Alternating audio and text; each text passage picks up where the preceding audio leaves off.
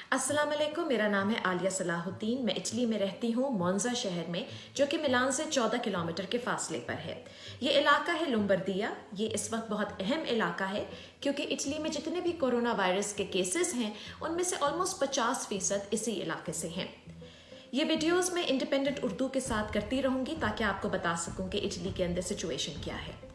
इस वक्त ये मुल्क जो है वो बंद है, लॉकडाउन में है। आप समझ लें कि एक कर्फ्यू की कैफियत है। यहाँ हम अपने घर से ना निकल सकते हैं, ना किसी को अपने घर बुला सकते हैं। सिर्फ कुछ वजूहात हैं जिनकी बिना पर घर से निकलने की इजाज़त है। अगर आपको नौकरी पे जाना हो, आपको छुट्टी ना मिली हो या घर से आप काम ना कर सकते हो, अगर आपको खाना खरीदना हो, मेडिसिन खरीदनी हो, कोई फैमिली इमरजेंसी हो, तो आप घर से निकल सकते हैं। लेकिन हर दफ़ा आपको इस किस्म का एक फॉर्म लेके जाना होगा जहाँ पे आपको साइन करना होगा, बताना होगा कि आप क्यों जा रहे हैं।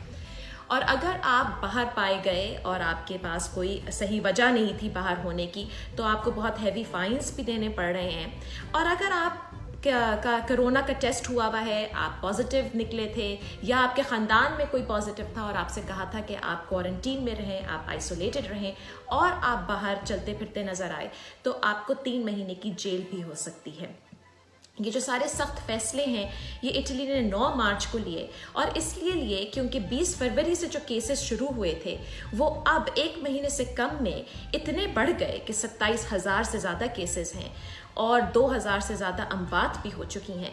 कि अब सबको ये फैसला, अब ये सबको यकीन हो गया इस बात पे कि जो एक वजह थी जिससे ये केसेस बढ़े वो ये थी कि लोग हुकूमत की बात नहीं मान रहे थे। हुकूमत बार बार कह रही थी कि आप अपने घरों में रहें, आप बाहर ना निकलें, आप लोगों से ना मिलें, लेकिन कोई सुन नहीं रहा था।